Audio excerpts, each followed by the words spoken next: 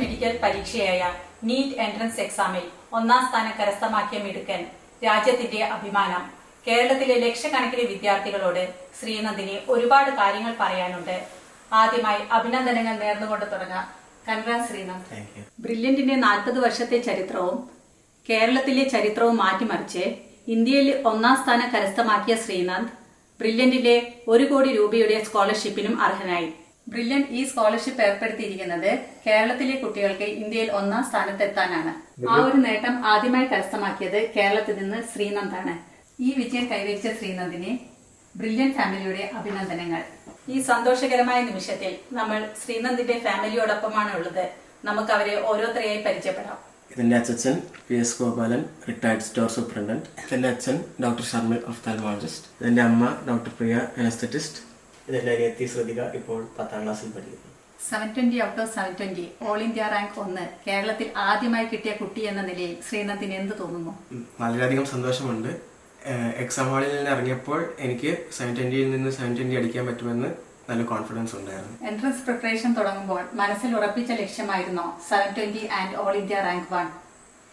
അതെ, ഞാൻ ബ്രില്യന്റിലേക്ക് കോച്ചിങ് ചേർന്നപ്പോൾ എയിംസ് ഡൽഹി കിട്ടുമെന്ന് എന്നൊരു ഡ്രീം ഉണ്ടായിരുന്നില്ല. എങ്കിലും ഫുൾ മാർക്ക് കിട്ടണം എന്നൊരു ആഗ്രഹം അപ്പോൾ തന്നെ ഉണ്ടായിരുന്നു. എത്ര വർഷമായി മോൻ എൻട്രൻസിന് തയ്യാറെടുക്കുന്നു? എനിക്ക് 10ാം ക്ലാസ് മുതലേ ഇങ്ങനെ ഒരു ഡ്രീം ഉണ്ടായിരുന്നു, ഡോക്ടർ ആവാൻ വേണ്ടിയിട്ട്. പാരൻസിനെ കൊണ്ട് ഇൻസ്പയർ ആയതാണ്. അപ്പോൾ 10ാം ക്ലാസ് തൊട്ട് ഞാൻ ഇത് ബ്രില്യന്റിന്റെ ഒരു ഫൗണ്ടേഷൻ കോഴ്സിൽ ചേർന്നിട്ട് ഇതിനു വേണ്ടി പഠിക്കാൻ തുടങ്ങി. ബ്രില്യന്റിലെ ഏത് പ്രോഗ്രാമിലായിരുന്നു മോൻ പഠിച്ചത്? ഞാൻ റെസിഡൻഷ്യൽ ബാച്ചിലായിരുന്നു ചേർന്നത്. കോട്ടയത്തെ ആനഗരത്തിലെ KE സ്കൂളിലേക്ക് ഞാൻ അവിടുത്തെ റെസിഡൻഷ്യൽ ബാച്ചിലേക്ക് ചേർന്നു. +1 +2 ഇത് എൻട്രൻസ് കോച്ചിങ്ങിന് വേണ്ടിയും അതിനോടൊപ്പം സ്കൂൾ പഠനം കൊണ്ടുപോകാൻ വേണ്ടിയിട്ടും ഈ ഒരു പ്രോഗ്രാം വളരെ നല്ലതാണെന്ന് തോന്നിയിട്ട് ഞാൻ അതിനുവേണ്ടി ചേർന്നു. എങ്ങനെയായിരുന്നു മോൻ ബ്രില്യന്റിനെ പറ്റി അറിഞ്ഞത്? എൻ്റെ കുറച്ച് ഫ്രണ്ട്സ് അങ്ങോട്ടേക്ക് ചേരുന്നുണ്ടെന്ന് അറിയായിരുന്നു. ആ ഫ്രണ്ട്സിൻ്റെ ബ്രദേഴ്സും സിസ്റ്റേഴ്സും ഒക്കെ അവിടെ പഠിച്ചു എന്നും എൻ്റെ ഒരു കസിനും അവിടെ പഠിച്ചിട്ടുണ്ടായിരുന്നു. അപ്പോൾ പിന്നെ അവരിലൂടെയൊക്കെ ഈ പ്രോഗ്രാമിനെ പറ്റി അറിഞ്ഞിട്ട് അങ്ങോട്ടേക്ക് ചേരണമെന്ന് ഒരു ആഗ്രഹം. എങ്ങനെയായിരുന്നു മോന് ഫാമിലിയുടെ സപ്പോർട്ട്? അതൊക്കെ വളരെ നല്ല സപ്പോർട്ടായിരുന്നു. 10ാം ക്ലാസ്സിലെ ഫൗണ്ടേഷൻ ചേർത്തത് അച്ഛനും അമ്മയും തന്നെയാണ്. അവരുടെ ഒരു ചെറിയൊരു നിർബന്ധം എന്ന് തന്നെ പറയാം ആദ്യം മുതൽ. പിന്നെയാണ് എനിക്കൊരു ആഗ്രഹം വന്നു തോന്നിയത് ഇതിനു വേണ്ടി ഒന്ന് പഠിക്കണമെന്ന്. ഇവർ മൊത്തം സപ്പോർട്ട് എൻ്റെ പിന്നിൽ തന്നെ ഉണ്ടായിരുന്നു. എപ്പോഴും ഡൗൺ ആയിരിക്കുമ്പോഴൊക്കെ എന്നെ വിളിച്ചിട്ട് മോട്ടിവേറ്റ് ഒക്കെ ചെയ്യുമായിരുന്നു. അതുകൊണ്ട് ഇവരില്ലെങ്കിൽ എനിക്ക് ഇതെന്തായാലും കിട്ടില്ല എന്ന് അർത്ഥം. അനിയത്തിയുടെ ഭാഗത്തുനിന്ന് എങ്ങനെയായിരുന്നു? അനിയത്തി വളരെയധികം സപ്പോർട്ട് ചെയ്തിട്ടുണ്ട്.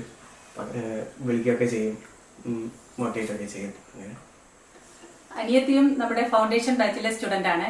എങ്ങനെയാണ് ഞങ്ങളുടെ ക്ലാസ്സസ് ഒക്കെ? ക്ലാസ്സസ് ഭയങ്കര ഇൻഫോർമേറ്റീവ് ആണ്. നമുക്ക് മനസ്സിലാവും വേഗം ക്ലാസ് കണ്ടാൽ.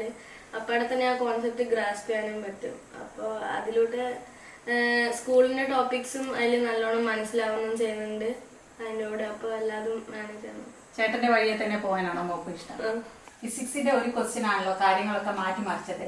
മോനെ എങ്ങനെ അത് കറക്റ്റ് ആൻസറിലേക്ക് എത്താൻ പറ്റി? അതിന്റെ കോൺസെപ്റ്റ് വളരെ ക്ലിയർ ആയതുകൊണ്ട് എനിക്കത് കറക്റ്റായ രീതിയിൽ ആൻസർ ചെയ്യാൻ പറ്റി. ആ ക്വസ്റ്റ്യൻ കണ്ടപ്പോൾ തന്നെ ഒരു കറക്റ്റ് ആൻസർ മാത്രമേ ഉള്ളൂ എന്ന് എനിക്ക് ഉറപ്പായിരുന്നു.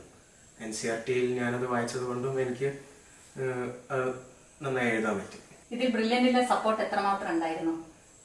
ബ്രില്യന്റിന്റെ ഫൗണ്ടേഷനിൽ ചേർന്നുകൊണ്ട് എനിക്ക് ബേസ് അത്യാവശ്യം സ്ട്രോങ് ആയിരുന്നു. അതുകൊണ്ട് തന്നെ +1 +2ലേക്ക് റെസിഡൻഷ്യൽ ബാച്ചിലേക്ക് കയറിയപ്പോൾ എനിക്ക് അത്യാവശ്യം നന്നായി പെർഫോം ചെയ്യാൻ പറ്റി. പിന്നെ ബ്രില്യന്റിന്റെ ടെസ്റ്റും മെറ്റീരിയലും എല്ലാം വെച്ചിട്ട് തന്നെ ഇങ്ങനെ പഠിച്ചു പോയതുകൊണ്ടാണ് എനിക്കിത് ചെയ്യാൻ പറ്റിയത്. ഫിസിക്സ്, കെമിസ്ട്രി, ബയോന്റെ ടോപ്പിക്സ് ഒക്കെ പക്ക ക്ലിയർ ആയിരുന്നോ? അതെ, ഞാൻ ബയോളജി NCERT എപ്പോഴും നല്ല താരമായിട്ട് റീഡ് ചെയ്യാറുണ്ട്. കെമിസ്ട്രി പ്രോബ്ലംസ് ഒക്കെ ചെയ്ത് ഫിസിക്സിന്റെ ക്വസ്റ്റ്യൻസ് ഒക്കെ ചെയ്തിട്ട് ഞാൻ എപ്പോഴും പ്രാക്ടീസ് ചെയ്യാം. എന്താ ഞങ്ങളുടെ വിദ്യാർത്ഥികളോട് ഇപ്പൊ പറയാനുള്ളത്? എങ്ങനെ പഠിക്കണം? എഫിഷ്യന്റ് ആയിട്ട് വർക്ക് ചെയ്യാനാണ് ഞാൻ പറയുന്നത്. എത്ര സമയം പഠിക്കുന്നു എന്നുള്ളതിലല്ല, എത്ര കോൺസെപ്റ്റ് ഒക്കെ ക്ലിയർ ആക്കാൻ പറ്റുന്നു, എത്ര ക്വസ്റ്റ്യൻസ് ചെയ്യാൻ പറ്റുന്നു, എത്ര ക്വസ്റ്റ്യൻസ് കറക്റ്റായിട്ട് ചെയ്യാൻ പറ്റുന്നു എന്നൊക്കെയാണ് നോക്കേണ്ടത്. തെറ്റിയ ക്വസ്റ്റ്യൻസ് ഒക്കെ വീണ്ടും റിവൈസ് ചെയ്ത് നോക്കിയിട്ട് മുന്നോട്ടേക്ക് പോകാമെന്ന് ഞാൻ പറയുന്നു. ബ്രില്യന്റിന്റെ ഫെസിലിറ്റീസിനെ പറ്റി മോൻ എന്താണ് പറയാനുള്ളത്? ബ്രില്യന്റിന്റെ എക്സലന്റ് ഫെസിലിറ്റീസ് കാരണം തന്നെയാണ് എനിക്ക് ഈ റിസൾട്ട് ചെയ്യാൻ പറ്റിയത്. അവിടുത്തെ ടീച്ചേഴ്സ്, പിന്നെ മെറ്റീരിയൽസ്, ലൈബ്രറി, ലേണിംഗ് ആപ്പ് എല്ലാതും ഉപയോഗിച്ചാണ് ഞാൻ ഈ നിലയിലെത്തിയത്. ക്വസ്റ്റ്യൻസ് എല്ലാം ചെയ്ത് ഇവരുടെ മോഡൽ എക്സാംസും അത് കഴിഞ്ഞിട്ടുള്ള റിസൾട്ട് അനാലിസിസും ഒക്കെ ഇതിനു വേണ്ടി എന്നെ ഹെൽപ്പ് ചെയ്തിട്ടുണ്ട്. ബ്രില്യൻ്റ് എക്സാംസിനെ പറ്റി മോനെ എന്താ പറയാനുള്ളത്? ബ്രില്യൻ്റിലെ എക്സാംസിലത്തെ ക്വസ്റ്റ്യൻസ് എല്ലാം വളരെയധികം നല്ലതാണ്. അത് കാരണമൊക്കെ തന്നെ എനിക്ക് കോൺസെപ്റ്റ് ഒക്കെ നല്ല ക്ലിയർ ആക്കാൻ പറ്റി. തെറ്റിയ ക്വസ്റ്റ്യൻസ് ഒക്കെ വീണ്ടും നോക്കിയിട്ട് എനിക്ക് വീണ്ടും ഇതെല്ലാം ക്ലിയർ ആക്കാൻ പറ്റിയത് കൊണ്ട് തന്നെ എനിക്ക് ഈ എക്സാമിൽ നല്ലതായിട്ട് പെർഫോം ചെയ്യാൻ പറ്റി. ബ്രില്യൻ്റിലെ എക്സാംസ് എല്ലാം NCERT ബേസ്ഡ് ആയതുകൊണ്ട് തന്നെ എനിക്ക് നീറ്റ് എക്സാമിൽ കിട്ടിയ ഫിസിക്സ് ക്വസ്റ്റ്യൻ നല്ല അപ്രോപ്രിയേറ്റ് ആയിട്ട് ആൻസർ ചെയ്യാൻ പറ്റി. അപ്പോൾ ഈ അഭിമാനകരമായ നേട്ടം കൈവരിച്ചതിൽ പാരൻസിന് എന്താണ് പറയാനുള്ളത്? പ്രത്യേക ഒരു ഫീലിംഗ് കൂടെയാണ് നമ്മൾ കടന്നുപോയത്. ആദ്യം അതുപോലെ വളരെ ഒരു സന്തോഷം വന്നു.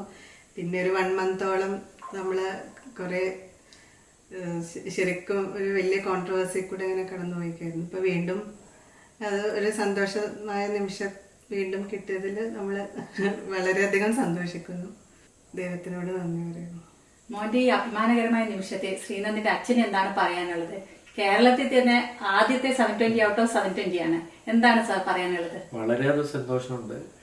ആദ്യത്തെ തവണ വന്നപ്പോൾ ഒരു 3 ദിവസം നമുക്ക് ആ സന്തോഷം ആസ്വദിക്കാൻ പറ്റിയില്ല. അപ്പോഴത്തേക്ക് പിന്നെ ഓരോ കോൺട്രവേഴ്സിയായി അതങ്ങനെ പോയി. ഇപ്പോൾ ഈ ഒരു സുപ്രീം കോടതി വിധി വന്നപ്പോൾ പിന്നെ ഇങ്ങനെ ആ ഒരു പഴയൊരു അവസ്ഥയിലേക്ക് തിരിച്ചു പോയി. ഇപ്പോൾ ഒരു യൂഫോറിയയിലാണ് പറഞ്ഞത്. അച്ഛന് എന്താണ് പറയാനുള്ളത് കൊച്ചുമോന്റെ സന്തോഷത്തിൽ? കൊച്ചുമോന് പിന്നെ ഇത് നീറ്റ് എക്സാമിനേഷനിൽ ആദ്യം തന്നെ ഫസ്റ്റ് റാങ്ക് ഉണ്ടായിരുന്നു. പക്ഷേ 2-3 ദിവസം നമുക്ക് വളരെ സന്തോഷമായിരുന്നു, മോൻ പറഞ്ഞതുപോലെ. അത് കഴിഞ്ഞപ്പോൾ അതിൻ്റെ ഓരോ പ്രശ്നങ്ങൾ ഇങ്ങനെ കൂടി വന്നു. കുറേ ടെൻഷനൊക്കെ ആയി. എല്ലാവർക്കും അങ്ങോട്ട് പിന്നെ ഇത് രീതിയിലുണ്ടായിരുന്നത് ദൈവത്തോട് പ്രാർത്ഥനയും ഇതെല്ലാം കൂടി നടത്തിക്കൊണ്ടിരിക്കുകയായത്. അത് കഴിഞ്ഞപ്പോൾ രണ്ടാമത് ഇന്നലെ കോർട്ടിൻ്റെ വിധികളൊക്കെ ഇങ്ങനെ നോക്കിക്കൊണ്ടും കണ്ടുകൊണ്ടിരുന്ന അവസാനം ലാസ്റ്റ് മൂമെൻറ്റിലാണ് നമുക്കത് മനസ്സിലാക്കിയത്. പിന്നെ രണ്ടാമത് എക്സാമിനേഷൻ ഉണ്ടാവില്ല, കുട്ടികളെല്ലാവരും പാസ്സായതായിട്ട് തന്നെ പ്രഖ്യാപിച്ചിട്ടുണ്ട്. ആ അവസരത്തിൽ വളരെയധികം സന്തോഷമുണ്ടായി. അങ്ങനത്തെ ഒരു നിമിഷമായിരുന്നു നമുക്ക് കിട്ടിയത്. ചേട്ടന്റെ വിജയത്തിൽ എന്താണ് മോക്ക് പറയാനുള്ളത്? എനിക്ക് വളരെ സന്തോഷം തോന്നിയിട്ടുണ്ട്. പിന്നെ ഏട്ടനെ പോലെ തന്നെ ഞാനും ബ്രില്യന്റിന്റെ ഫൗണ്ടേഷൻ ബാച്ചിലുണ്ട്. അപ്പോൾ ഏട്ടനെ പോലെ തന്നെ നീറ്റിന്റെ എക്സാം എഴുതണം തന്നെയാണ് എൻ്റെ ഒരു ആഗ്രഹം. അപ്പോൾ ഏട്ടൻ എനിക്കൊരു വളരെ വലിയ ഇൻസ്പിറേഷൻ ആയിട്ടാണ് ഇപ്പോൾ ഞാൻ കാണുന്നത്. ഈ വിജയത്തിന്റെ മധുരം നമുക്ക് ശ്രീനന്ദിന്റെ ഫാമിലിയോടൊപ്പം പങ്കുവെക്കാം.